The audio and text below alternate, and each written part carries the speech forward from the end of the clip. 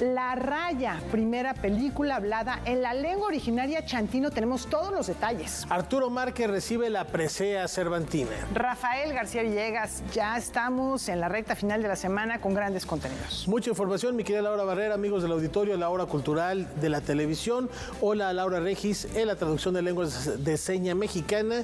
¿Y arrancamos con qué? Y bueno, en España se abren las puertas del Palacio de la Luna para evocar la memoria de su autor. La editorial Six Barral ha rendido homenaje a Paul Auster en el Círculo de Bellas Artes en Madrid.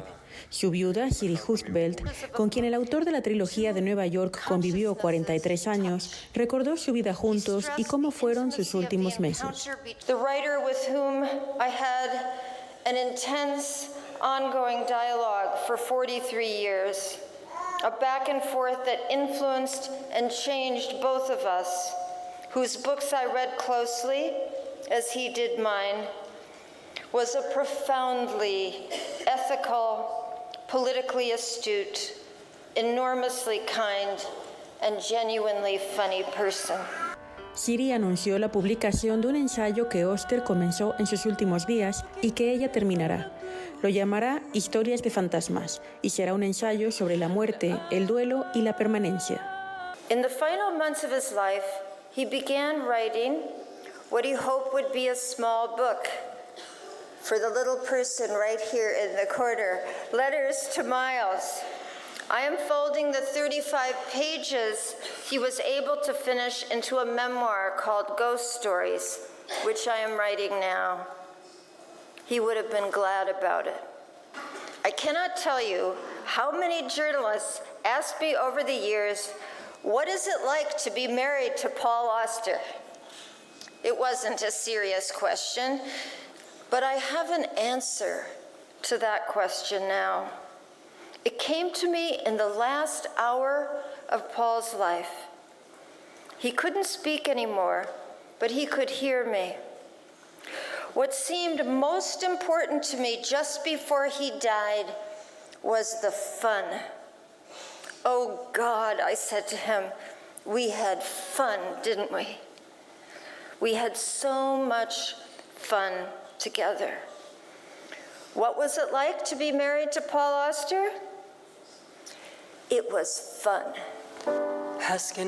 Con la proyección de emotivas fotos familiares, su hija, Sophie Auster, dedicó una canción a su padre.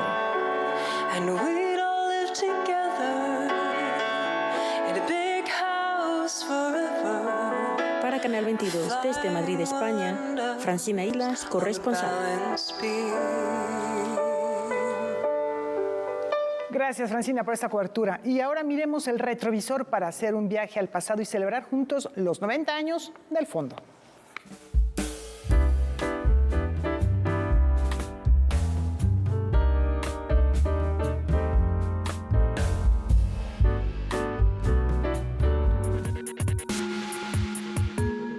Décadas después de surgir como editorial del Estado mexicano, reforzarse con editores y traductores del exilio español y consolidarse como empresa exitosa publicando textos de economía, historia, filosofía, además de poesía y novela, el Fondo de Cultura Económica se posicionó en México e Hispanoamérica como una editorial referente de calidad y variedad en sus libros. Daniel Cosío Villegas, su creador, reconocía que la empresa se había sostenido por lo que él llamó un milagro, de muchas formas, tan solo en el objetivo de los bancos de gobierno responsables del fideicomiso del fondo. Veamos la conducta de las dos instituciones a cuyo cargo ha estado el fideicomiso del fondo. Al iniciarse, el Banco Nacional Hipotecario Urbano y de Obras Públicas, y ahora el Banco de México. Pues a pesar de esas enormes diferencias en los fines, en tanto tiempo de trato con los dos bancos, nunca hubo un funcionario o un empleado que no haya tenido para los negocios del fondo una actitud de viva simpatía y de solicitud extrema. En los 60s también surgió el boom latinoamericano, ese fenómeno literario y cultural con el que jóvenes novelistas reflejaron en sus obras el realismo y los contextos políticos y sociales de sus países. Ahí también estuvo el Fondo de Cultura Económica para ser el trampolín editorial a través del cual llegarían estos autores y sus libros a Europa y a otras partes del mundo. Así, la literatura mexicana brillaba con sus grandes figuras. En 1955 el fondo publicó la primera edición de Pedro Páramo de Juan Rulfo. En el 58, La región más transparente de Carlos Fuentes. Y en el 59, la primera edición del clásico de Octavio Paz, El laberinto de la soledad, que continúa siendo uno de los libros de mayor venta actualmente. La incursión sobre todo de las agencias literarias en el mundo editorial hizo que algunas figuras relevantes salieran del fondo. Por ejemplo, el maestro Carlos Fuentes. Tenemos también los libros de Juan Rulfo, ¿no? Tenemos las ediciones icónicas del Llano en Llamas y de Pedro Páramo. Así, el Fondo de Cultura Económica inaugura en 1963 su cuarta filial en Madrid, España, aunque sus libros ya circulaban por miles en toda Hispanoamérica. Y también, ese mismo año, inicia la publicación de Teatro Completo de Rodolfo Usigli. Para Noticias 22, Grete Luengas. La Garbancera se viste de gala para encabezar una singular procesión.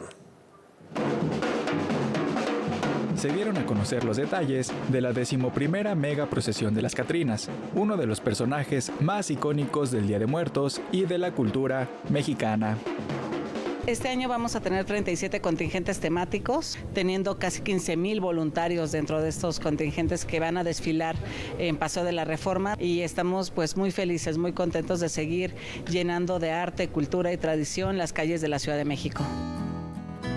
Cuando a su hija le pidieron materiales para elaborar una ofrenda y fue a buscar a diversos mercados, Jessica se dio cuenta que no había muchos artículos relacionados a la festividad de Día de Muertos, únicamente de Halloween, y quiso rescatar lo bonito de esta tradición mexicana y no copiar costumbres de entidades extranjeras. Gracias a esa situación es que nace la megaprocesión de las Catrinas. Alguien había planteado el nombre de Marcha de las Catrinas, ¿no? Pero creo que la procesión, el nombre procesión, a pesar de que ya somos ahora un gran desfile en la Ciudad de México, es algo significativo, porque obviamente es el recorrido que hacen los muertos, el último recorrido que hacen de su casa a los panteones. Los contingentes representan distintos estados de la República como San Luis Potosí, Michoacán, Chihuahua y Oaxaca. Además, participarán compañías de ballet de Alemania, Turquía y Serbia, entre otras. Esta edición vamos a arrancar con el contingente más emblemático, que es el contingente de José Guadalupe Posada, el creador justamente de la Garbancera, y a quien Diego Rivera le diera este atuendo y este nombre como la Catrina. Los esperamos este domingo 27 de octubre a las 6:30 de la tarde en nuestra 11ª edición. Vamos a estar todo Paseo de la Reforma, vamos a estar llegando al Zócalo como a las 8:30, 9 de la noche para que nos esperen ahí. Esperamos llevar muchas sorpresas para todos ustedes. Para Noticias 22, Iván Ramírez. Colombia, música y cine conforman esta rebelión. Quiero contarle, mi hermano, un pedacito de la historia negra, de la historia nuestra, caballero, y dice así.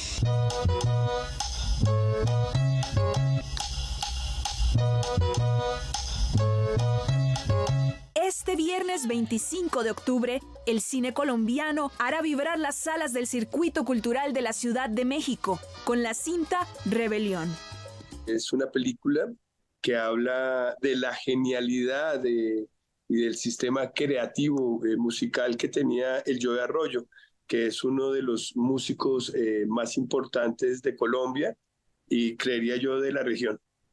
El filme, premiado en Estonia, fue creado para un público local e internacional. Es un homenaje a uno de los grandes músicos que la tierra del café vio nacer. ¿Cómo era ese genio en la soledad?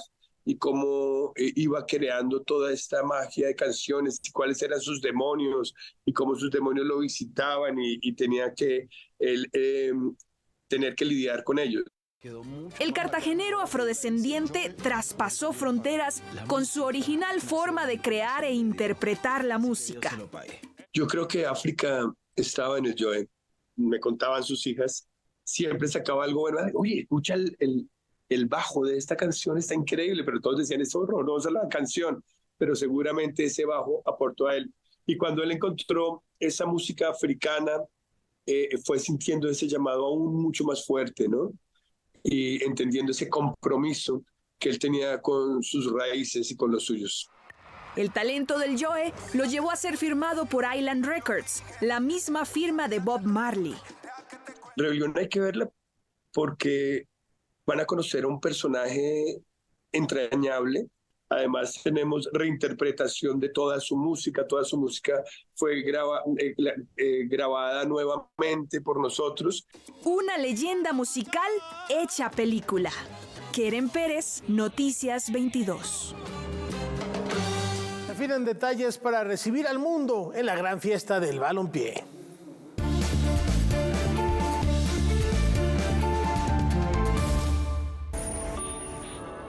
En 1970, el Estadio Azteca albergó la inauguración y la final de la Copa del Mundo. En 1986, además del Coloso de Santa Úrsula, el Estadio Olímpico de Ciudad Universitaria recibió 4 partidos. Para 2026, nuestro país compartirá la organización de la Copa del Mundo con Canadá y Estados Unidos, y nuevamente el Azteca será el estadio donde se dará la patada inicial. A menos de 2 años de que la capital reciba a cerca de 6 millones de visitantes, fue presentado el comité que se reunirá cada mes para planear, coordinar y ejecutar acciones de logística, seguridad y movilidad. La jefa de gobierno capitalina, Clara Brugada, encabezará este consejo que entre sus tareas están mejorar las rutas que conecten a los fanáticos desde la zona hotelera hasta los aeropuertos de la Ciudad de México y el Felipe Ángeles, el acondicionamiento urbano en los alrededores del Estadio Azteca y garantizar la máxima seguridad de los viajeros. La conferencia que se llevó a cabo en el Hotel Catedral, donde se encuentran los restos de la cancha de juego de pelota del Templo Ejecatl, parte del Templo Mayor, se anunció que el sector privado también participará en este esfuerzo. Ante autoridades de la FIFA y de la Federación del Fútbol Nacional, Clara Brugada destacó que buscará a través de la Secretaría de Turismo Federal se impulsen acciones para que los turistas disfruten las actividades que la ciudad ofrece, buscando el beneficio de las pequeñas, medianas y grandes industrias. Sobre todo, teniendo en cuenta que es la primera ciudad del mundo en consumo cultural, 6ª como sitio turístico, 4º lugar en gastronomía y la 2ª con más museos del planeta. Noticias 22. Reconocen en el Cervantino un hombre que ha consagrado su vida al arte.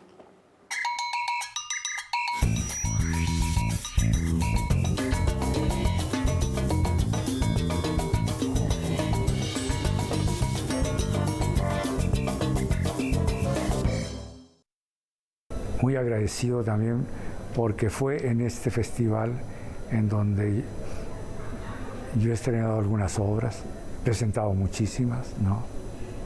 Entonces, pues me siento parte de la historia, vamos a decir, del festival, y que se me otorgue este reconocimiento me llena de emoción realmente.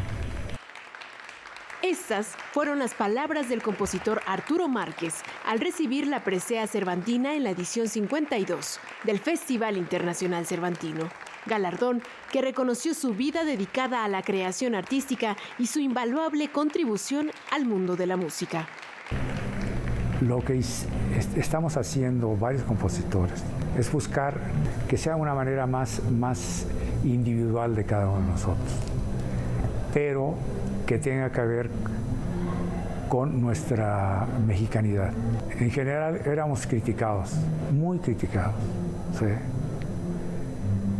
Porque estábamos regresando muchos de nosotros a la tonalidad, pero sobre todo que estábamos utilizando el ritmo, las melodías tradicionales, ¿no? lo estábamos desarrollando de muchas maneras, ¿no? No fue bienvenido por el ambiente musical de los compositores en general, pero amado por el público.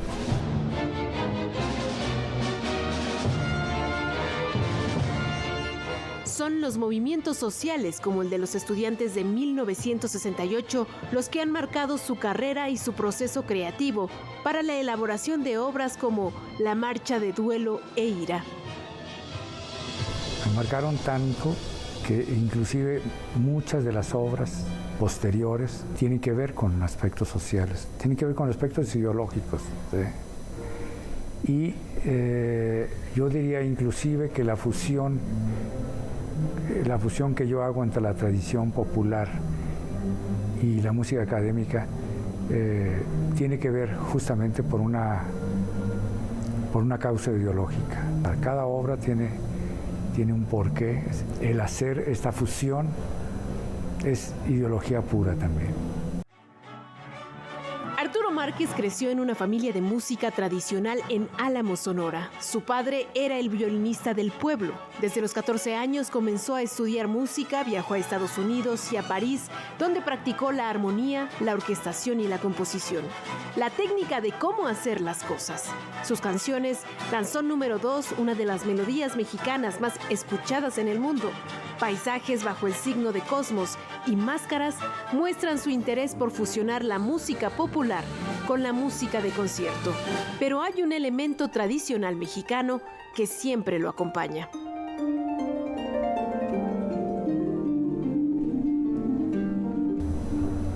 El son. Muchos piensan que, no, pues es el danzón. El danzón lo adoro porque es parte de nuestras tradiciones, ¿sí? Pero el son es el más rico de todo. El son lo encontramos, salimos de ahí está el son, ¿no?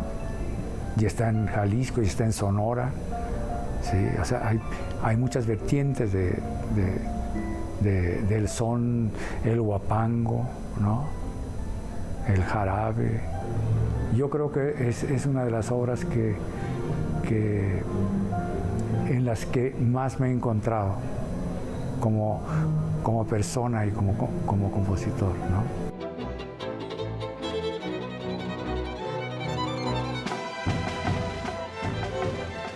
Este 2024, Arturo Márquez también fue nominado a los Latin Grammy en la categoría de Mejor Obra, Composición Clásica Contemporánea, con su pieza Fandango, interpretada por la Orquesta Filarmónica de Los Ángeles bajo la dirección de Gustavo Dudamel.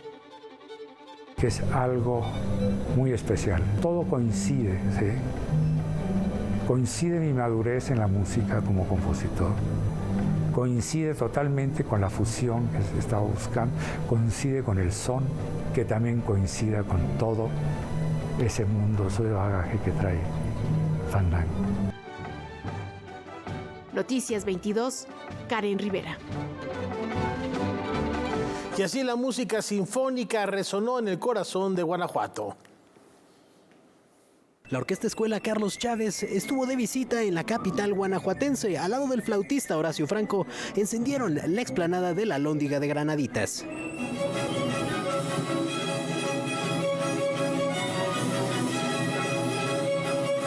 Tenemos música de compositores como Jerónimo Jiménez, como el maestro Eduardo Gamboa. Tenemos música de Nubia Jaime Don Juan, compositora sonorense que está teniendo un gran éxito en Estados Unidos. Es enaltecer el repertorio de música sinfónica mexicana, no solo de la corriente del nacionalismo, sino música contemporánea. Horacio Franco, quien hace no mucho se integró al cuerpo docente del programa académico, participó como solista invitado e interpretó el concierto para flauta Llorona de Samuel Murillo.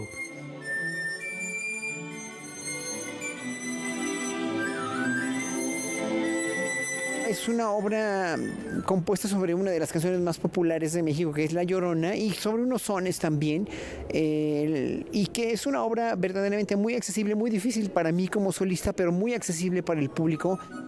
El intérprete mexicano considera que México es cuna de grandes músicos, solo que nunca se habían otorgado los incentivos necesarios para formarlos, como ahora se les dan a través del Sistema Nacional de Fomento Musical. para los jóvenes representa un compromiso enorme académico, musical y sobre todo de destino, porque saben que estudiando en el Sistema Nacional de Fomento, en la Orquesta Escuela Carlos Chávez, con ese gran nivel que tienen, van a tener trabajo en cualquier orquesta a nivel profesional. En ocasión de la entrega de la presea cervantina al compositor mexicano Arturo Márquez, la Chávez incluyó en su programa La leyenda de Emiliano, danzón número 2 y número 9.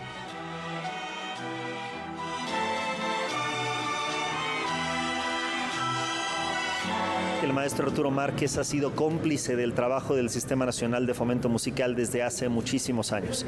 Siempre relacionado con los diferentes proyectos que impulsa Fomento Musical, siempre relacionado con el trabajo sustantivo que hace Fomento Musical. Por esta nuestra necesidad imperiosa de rendirle un homenaje, qué mejor que aprovechando la entrega de la presea cervantina.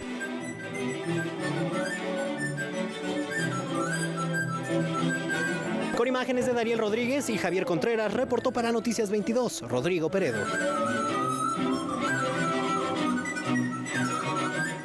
Y desde tierras brasileñas, una propuesta multidisciplinaria surge después del silencio.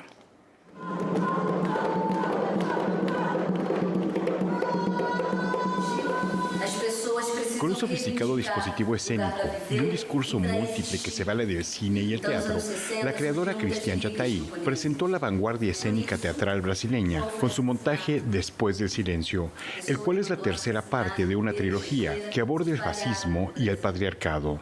En Después del silencio, Jataí aborda la esclavitud y su vigencia. Trabajo mucho en esa frontera entre el cine y el teatro. Ese espectáculo, él presenta un poco esta mezcla, porque habla sobre la historia, es a partir de un libro que se llama Torcido Arado, de Itamar Vieira Jr., y que cuenta la historia de cómo la esclavaje en Brasil sigue ocurriendo principalmente en el interior del país. Entonces escribió una obra contemporánea sobre una familia que trabaja en troca de morada. Abordar las temáticas coloniales, un proceso de descolonización y visibilizar estas problemáticas a través del teatro es uno de los propósitos de la creadora, quien explora las posibilidades y tensiones entre la escena y el espectador, entre la imagen y la pantalla, y la presencialidad del actor, y la realidad y ficción. En la obra Después del silencio trabajamos mucho con esas fronteras y del documental, porque son historias inspiradas en historias reales para la construcción del libro y también de una película que utilizamos como inspiración, que es Cabra Marcado para Morir, que habla de un hombre que ha luchado por los derechos a tierra, entonces que también es una película documental. Entonces el documento y la ficción están muy mezcladas, mismo para el público muchas veces será difícil de saber si las actrices lo que están haciendo es real o ficción. Formada también en filosofía, la creadora brasileña busca exponer las mutaciones de las formas de esclavitud, que históricamente se consideran superadas y cerradas. Pienso que cuando hablamos, parece que son todas temáticas políticas, pero son temáticas humanistas. Son temáticas que hablan sobre cómo podemos pensar una arte más humanista, que va, claro, se transformar en una arte política, pero no es panfletaria, porque no es una arte que no es sobre la imposición de la verdad, es sobre la búsqueda. Y si hablamos de la filosofía, es sobre la búsqueda, es sobre, la verdad, intentar encontrar las respuestas. Noticias 22, Víctor Gaspar. Y antes de la pausa les comentamos que la diversidad lingüística de nuestro país también se hizo presente en el encuentro cultural. Con el reporte vamos a una pausa. En México existe un universo de 68 lenguas indígenas, de las cuales se desprenden 364 variantes. De acuerdo con el Censo de Población y Vivienda 2020 del INEGI, más de 7.364.645 personas hablan alguna de estas. Aunque somos un país mega diverso en términos lingüísticos y culturales, seguimos dando prioridad al español desde lugares como la literatura.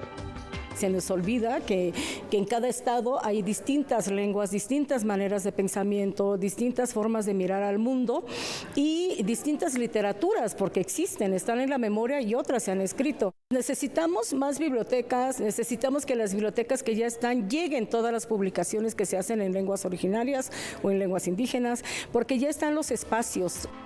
Buscando de cierta manera la raíz del problema, la poeta y narradora dice que a los niños y las niñas de las comunidades originarias de nuestro país se les desprende de su lengua materna desde las escuelas y por consecuencia se les aleja de su identidad. Hoy debemos apostar por un sistema de educación plurilingüe, según sus palabras, y esto coincide con la visión de la escritora e investigadora Yasnaya Aguilar. Las escuelas son entidades lingüicidas, o sea, fueron diseñadas desde un principio para desaparecer otras lenguas que no fueran el español. El problema no es el español, sino el problema es una visión monolingüe de la educación donde solamente se puede impartir o conocer el mundo a través de una sola lengua. Lo utópico sería entonces que los niños y niñas de México no tuvieran que someterse a un proceso de doble alfabetización, que en nuestra nación exista una paridad entre lenguas y que la propia literatura sea accesible para todos. En el marco del Decenio Internacional de las Lenguas Indígenas 2022-2032 y desde diferentes programas, iniciativas e instituciones, se han enlistado una serie de puntos prioritarios para revitalizar, fortalecer, desarrollar y promover el habla de las personas en comunidades indígenas. Pero, ¿lo hecho hasta ahora ha sido suficiente? Por supuesto que yo lo que he visto y lo que sé, porque lo he vivido y también lo he visto desde adentro, es que lo que se hace es muy poco, es muy, muy poco. En todas las partes hay una gente involucrada que muestra preocupación, pero que ya a este nivel en el que ha avanzado el español sobre las otras lenguas, ya es demasiado y demasiado tarde, pienso. Yo escribo para esas comunidades, para la gente que habla en zapoteco y por supuesto también para la gente que habla en español, porque esa es mi segunda lengua. Natalia Toledo y Yasnaya Aguilar compartieron sus preocupaciones respecto al panorama de la creación literaria en lenguas indígenas en México dentro del Foro de Escritoras Oaxaqueñas, en Casa Emma Godoy de Guanajuato. Para Noticias 22, Rodrigo Peredo.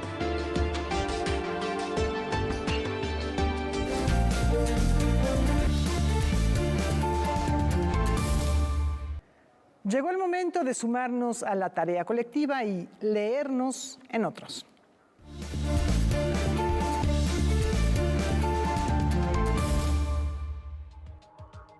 Ni la libertad, ni la dignidad, ni ninguno de los atributos humanos son asunto privado. Disfrutamos de ella todos y en mayor o menor grado en todos los sectores de nuestra vida o nos está vedada en la misma proporción en que un obrero se limita a la miseria, un campesino a la ignorancia y un latifundista o un miembro de la iniciativa privada a los compromisos de clase y un político a los intereses de partido. Nadie se salva solo y el día en que queramos encontrar una mujer auténticamente respetable será porque no existan los factores que impiden su surgimiento. El tirano y el pueblo oprimido, el opulento y el que nada posee, el verdugo y la víctima, cuando ellos también se hayan convertido en hombres auténticamente respetables. No es sana una república en la que se abre, entre los ciudadanos y sus representantes políticos, un abismo de falso respeto sobre el que se tienden frágiles puentes de adulación mutua o se precipita uno en el vacío de la protesta, a la que ninguno atiende o que carece de medios para formularse. El diálogo no ha de ser último recurso en circunstancias críticas, sino costumbre de las épocas normales. Para que sea fecundo, ha de ser constante. Así la vida se mantiene en un nivel humano en que la violencia ha sido vencida por el raciocinio. 1968, Rosario Castellanos en Mujer de Palabras, publicado por el Fondo de Cultura Económica. Los libros son ventanas para mirar lo nuevo y para mostrar lo nuestro. También son puentes para transitar por esos mundos paralelos que enriquecen al nuestro. Cuénteme qué lee, porque la lectura es una tarea colectiva. Nos leemos en otros. Sigamos conociendo los retos y protagonistas que hay detrás de una organización como un festival del Cervantino, por ejemplo.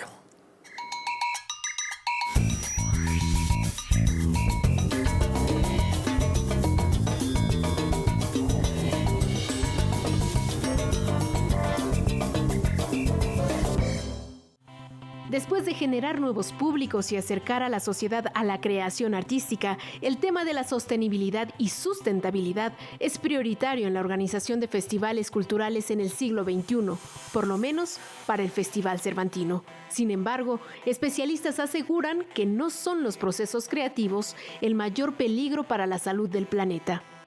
Bueno, sin sombra de duda, quien contamina más son las industrias. É a mineria que se contamina mais. E o problema é que a mineria contamina com resíduos industriais do tipo metálico, que só pode ser mitigado e é uma contaminação invisível. ¿Sí? Y la basura, ¿no? Los residuos sólidos, eles existen y pueden ser gestionados. Comprometido con el medio ambiente, el Festival Internacional Cervantino decidió a partir de este año no utilizar fuegos artificiales que eran significativos en la inauguración y clausura del encuentro. Además, firmó un convenio con el British Council México y el patronato del Parque Explora para realizar un diagnóstico del impacto ambiental que ocasiona el evento artístico en Guanajuato. Del 14 al 20 de octubre, los peritos realizaron recorridos en los escenarios, en los sitios de hospedaje y alimentación, así como en los transportes para analizar diversos aspectos como el manejo de los residuos sólidos, el uso del agua y la energía. I think Cervantino does that really well by bringing artists from all over the world to Cervantino, who have an opportunity not only to preserve the art and to grow art by letting artists collaborate across countries and cultures, but also the opportunity to display art from countries and cultures that may not be familiar to all the attendees. I think that's really a great opportunity to bridge divides. I can't imagine humanity without art. Can you? It would be a very, very dark world, and I don't think humanity would still be here today if we didn't have art. So again, it's up to us in the arts field and to artists to sustain humanity, and that's a big call to answer to, and I know that artists are up to that challenge. Noticias 22, Karen Rivera. Desde Estados Unidos, poesía y música llegan como un recordatorio. Trazaron un camino con la música y este pasó por los pastitos de Guanajuato. El dúo estadounidense The Reminders sostuvo un enérgico primer encuentro con el público mexicano a través de ritmos hip hoperos, reggae y poesía. Try to make our performances a shared performance. So we will ask the audience to repeat things, to put their hands in the air, to dance, to sing. It's an invitation to be part of a community. To be involved in the music that we created, so we all become one. It's not just us performing to the people, but performing with the people. Aja Black es originaria de Nueva York, Big Samir de Bruselas. Se conocieron en Colorado, se casaron y desde entonces siempre han compartido una misma visión de la música. Music means joy, sadness, all the emotions that we feel. Music means everything. It's the place where we can exist in the most authentic way and connect in the most authentic way with other people. Su música entregada enteramente al género urbano se complementa con el baile.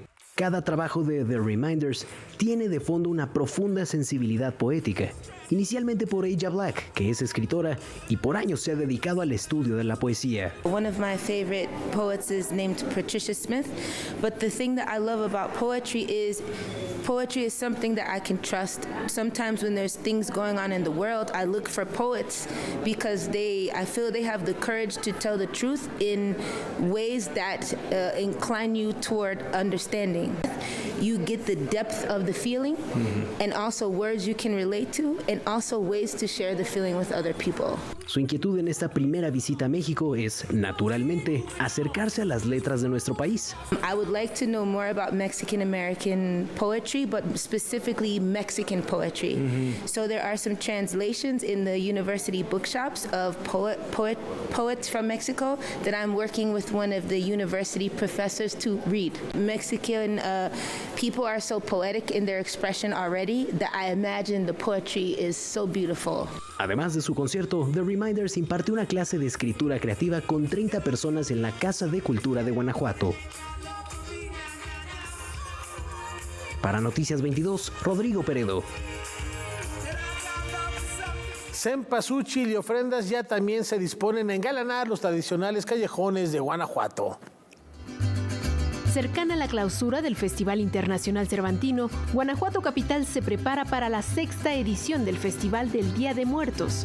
La tradición, la elegancia, las catrinas, las ofrendas y la flor de cempasúchil vestirán las calles y los túneles principales de esta región del Bajío para compartir con los visitantes un retorno de las ánimas de los difuntos sin precedentes.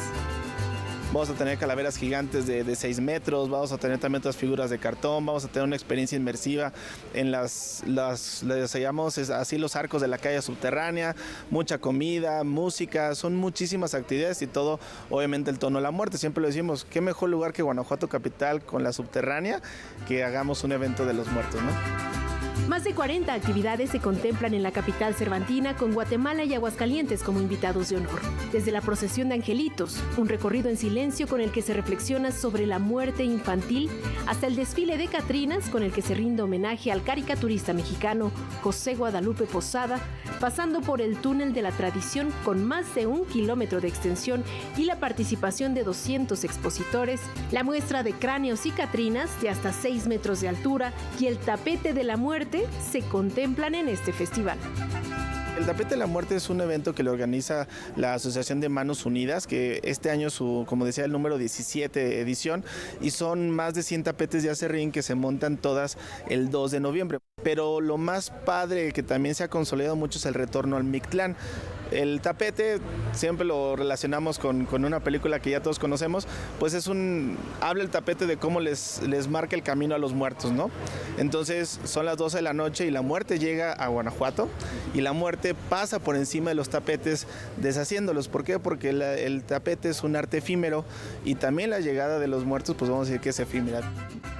Este 2024, la ofrenda de muertos estará dedicada a los pintores mexicanos Diego Rivera, originario de Guanajuato, y Frida Kahlo. La cita a este banquete tradicional es del 31 de octubre al 3 de noviembre. Noticias 22, Karen Rivera.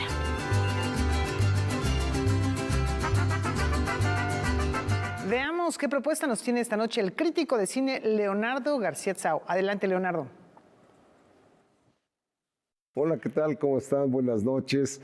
Ahora les voy a recomendar una película cubana, haciendo una pausa en nuestra revisión del cine mexicano. Se trata del segundo largometraje del realizador cubano Pavel Giroux, que basado en un guión del también cineasta Arturo Infante, se sitúa en La Habana de 1958, en las vísperas de la Revolución, para contar la historia del niño Samuel, llevado por su madre a vivir en casa de la abuela Violeta, personaje con el que tendrá una especie de infatuación.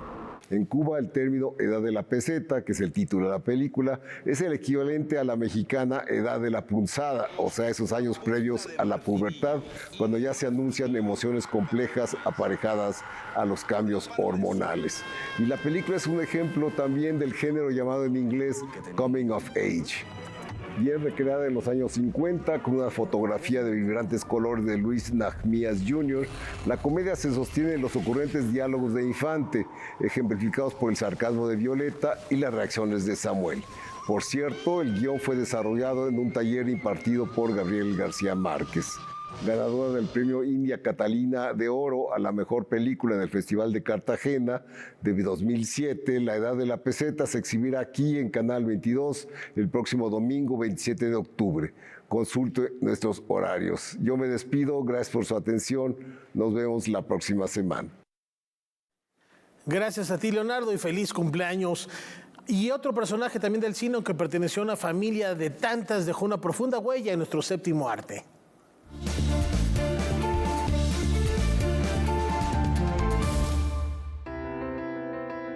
Fernando Soler fue director, productor y uno de los actores más destacados de la época del cine de oro en México, quien nació el 4 de mayo de 1896 en Saltillo, Coahuila. Comenzó su carrera como actor en el teatro antes de incursionar en la pantalla grande. Durante la época de la Revolución Mexicana, él y su familia emigraron a Estados Unidos, donde presentan su compañía escénica como Los Hermanos Soler, que se consolidaría como una de las dinastías actorales más famosas en nuestro país. Fernando debutó en el cine mexicano con la película Chucho el Roto en 1934, un melodrama que lo volvió un referente. En esa época también realizó cintas como Refugiados en Madrid, Papacito Lindo y La Casa del Ogro, por las que recibió un notable reconocimiento. Su paso en el cine de Hollywood sucedió a finales de los años 40, cuando participó en las cintas Verbena Trágica de Charles Lamont y Los hijos mandan de Gabriel Sosa. Compartió el set con actores de la talla de Arturo de Córdoba, Joaquín Pardavé, María Félix y Sara García. Sus películas más destacadas fueron Cuando los hijos se van, Una familia de tantas y Oveja Negra, la cual decía que era de sus filmes favoritos. Ganó un premio Ariel como mejor actor por su interpretación en la cinta No desearás a la mujer de tu hijo, al lado de Pedro Infante. En su última faceta, Soler protagonizó 3 largometrajes del director Luis Buñuel: El Gran Calavera, Susana y La hija del engaño. Fernando Soler falleció el 24 de octubre de 1979, pero su legado permanece en el México de sus recuerdos como el hombre que nos mostró que la vida es un lugar sin límites. Para Noticias 22, Carolina Martínez. De vuelta al Cervantino, esta torre de agua es un llamado para rescatar la memoria y reflexionar sobre la justicia.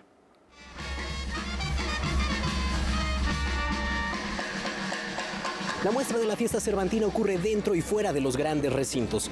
Queda de manifiesto que los escenarios no hacen al teatro, la danza, las propuestas musicales. Es el talento, la disciplina y las buenas historias las que nos conmueven y nos transforman, así sean en la calle. La Plaza de San Roque es uno de esos muchos espacios donde se viven las artes. Allí, la compañía de teatro comunitario Cabras, resultado del proyecto Ruelas, presentó Torre del Agua. Un rescate de la memoria desde la tradición oral en Juan Xidó, Cabras de San Miguel de Allende, teatro comunitario que sirve para hablar sobre el desplazamiento, la injusticia y el impacto que generó la presa Allende a su creación en los años 60. Pues siempre en nuestra comunidad de Don Juan Xidó Cabras, que está a la vista de la presa, siempre ha habido una torre que cuando baja según las lluvias, sube o baja, se ve la torre o más alta o más abajo. Entonces tratamos de evocar al pasado, a estas comunidades que quedaron pues inundadas por el proyecto de hacer la presa Allende y rescatando un poco quiénes eran, de dónde eran y cómo se fueron. Y al final todas estas comunidades conservaron su nombre y ahora viven, digamos que en las alturas de la presa Allende. Como fuimos migrantes en nuestra propia tierra. La obra, dirigida por Roberto Avendaño, cuenta con la actuación de 20 personas ávidas por hacer teatro. Con máscaras, música y baile, dan muestra de la vida antes y después de la presa. Ninguno son actores profesionales. En el proceso han aprendido herramientas y sobre todo han descubierto que son expresivos en todas las líneas, que tienen capacidad de hacer coreografías, de hacer personajes, y entonces jugamos al teatro de manera profesional, porque al final estar aquí exige lo mismo que cualquier otra compañía o cualquier otro actor.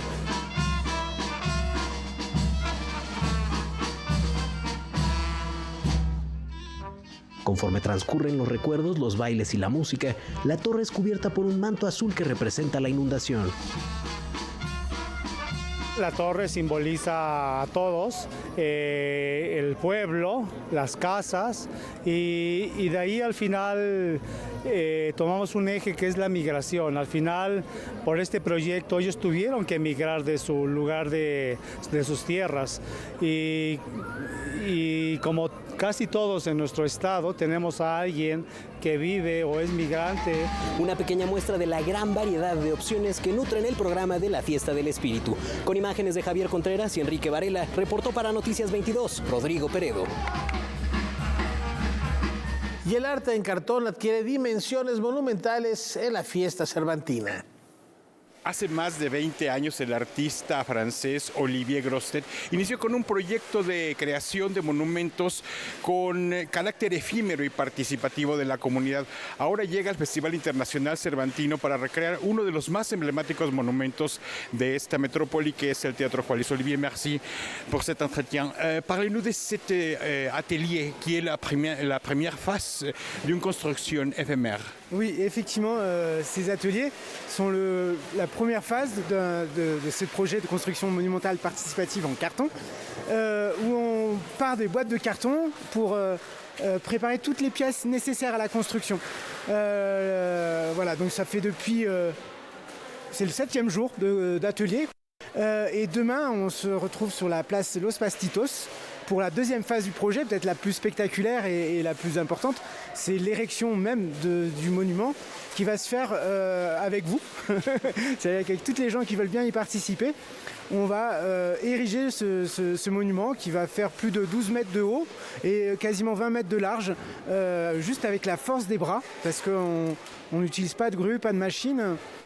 Parlons des quantités, combien de gens, combien de pièces? Alors, combien de gens là, je ne sais pas, vous voyez, à peu près une trentaine de personnes, peut-être plus, je n'ai pas compté, mais il y a au moins une trentaine de personnes.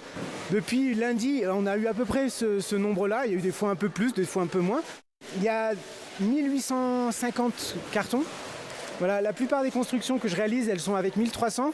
Là, pour Guanarato, on a décidé de faire un petit peu plus, surtout avec ce théâtre Juarez là, qui pose un peu des difficultés techniques.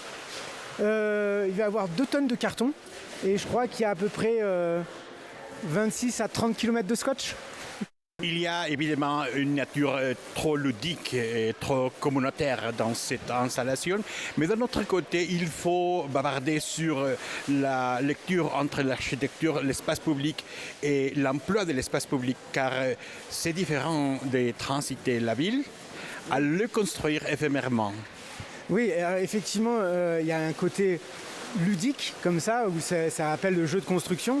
Mais pour moi, derrière ça, il y a une réflexion sur l'architecture, la place de l'architecture, le lien avec le pouvoir aussi, parce que l'architecture, c'est toujours un instrument du pouvoir. Là, du coup, on donne un espace où les gens, on leur fait confiance, ils prennent la place qu'ils veulent, le temps qu'ils veulent.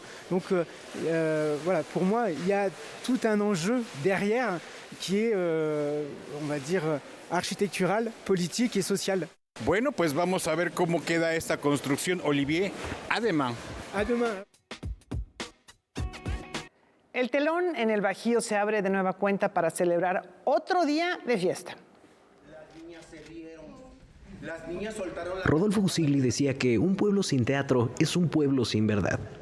Este debía ser un espacio donde lo humano cobrara la mayor relevancia posible. Hace 37 años, en un ejercicio similar, el grupo teatral Tehuantepec comenzó a producir con lo que tenía, con las situaciones y las historias que le rodeaban. Nos formamos en 1987 y desde un principio la inquietud fue retomar o tomar temas cercanos a nuestros ojos. Esto ni estamos en contra del folclore, pero tampoco era con la idea de hacer folclore, ¿no?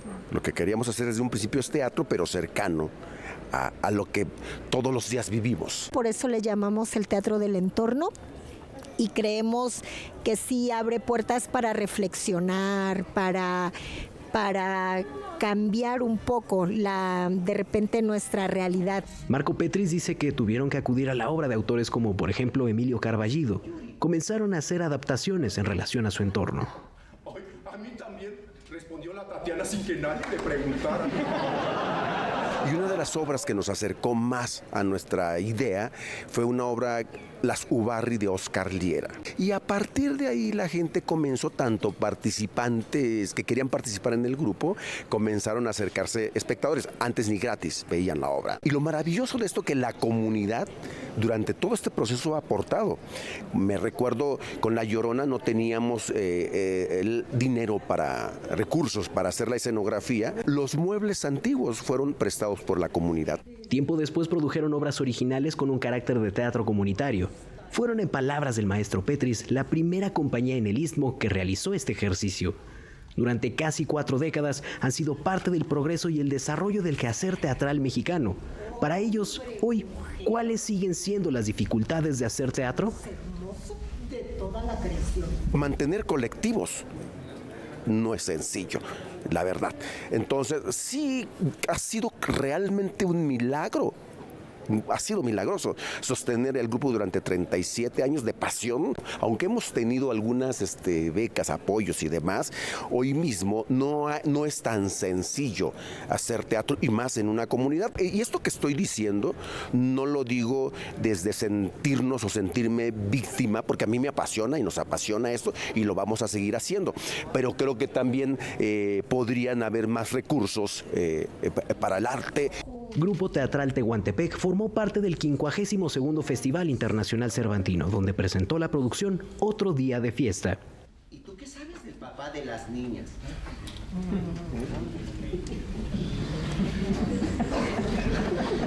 Vuelven las 3. Para Noticias 22, Rodrigo Peredo. Y para despedirnos nos vamos de Guanajuato a Morelia con el reporte del Festival de Cine con Julio López. Muchas gracias. Hasta mañana. ¿Qué tal, amigos de Noticias 22? Seguimos reportando todas las actividades del Festival Internacional de Cine de Morelia. Vamos a dedicar este espacio a hablar del cine mexicano, que está tomando nuevos rumbos desde que directores pertenecientes a comunidades originarias están contando sus historias desde dentro. La Raya es un filme dirigido por la cineasta Yolanda Cruz, una historia filmada en Cieneguilla, Oaxaca, una comunidad de menos de 1000 habitantes. Bueno, esta, por ejemplo, es la primera película hablada en chatino de la historia, ¿no? Y ya eso, o sea, que sea la primera película en una lengua originaria antiquísima y que no había sido retratada en pantalla, pues es muy especial, y es muy especial ser parte de ella. La película retrata el dilema de una niña. Sus padres se separaron y ambos viven fuera de México. Los dos le han prometido llevarla a Estados Unidos, pero ella es feliz en su lugar de origen. Bueno, al menos yo me ha tocado ser migrante en mi propio país, pero también La Raya me deja este tipo de reflexiones, ¿no? Que puedes encontrar también el éxito o lo que tú quieras dentro de tu comunidad. Aquí se retratan usos y costumbres y algunas situaciones que podrían parecernos extrañas. Sotera, por ejemplo, encuentra un refrigerador en medio de un camino. Quien lo mira ve reflejada la imagen de un ser querido. Como decía Wim Wenders, normalmente a los pueblos originarios se los ve desde arriba, pero para mirar realmente hay que ver a los ojos, ¿no?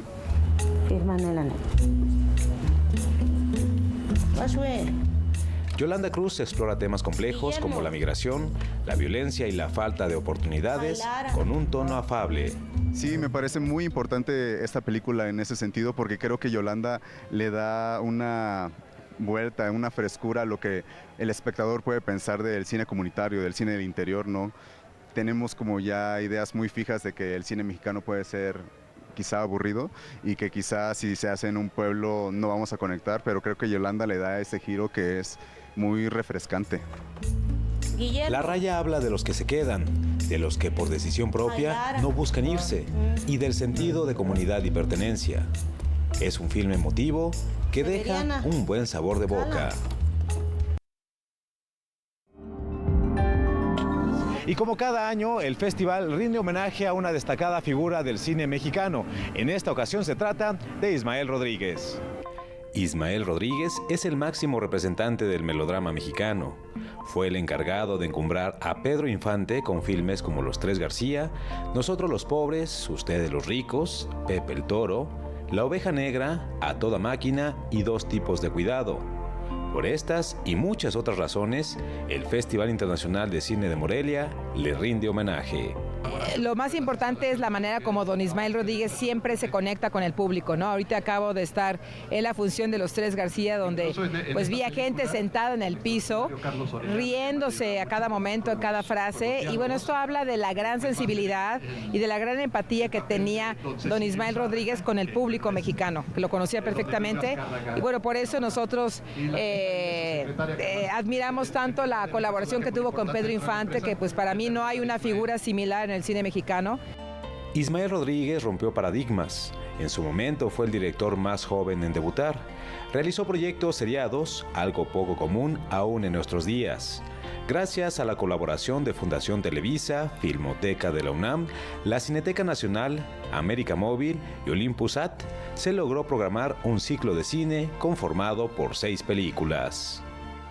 que creemos que es un cineasta ya de la familia, pues poco hay poco que decir de él, y la verdad es que no, la verdad es que es un cineasta muy interesante, muy arriesgado, es parte fundamental de la historia de nuestro cine, junto con sus hermanos, ¿no? que iniciaron el cine sonoro en nuestro país.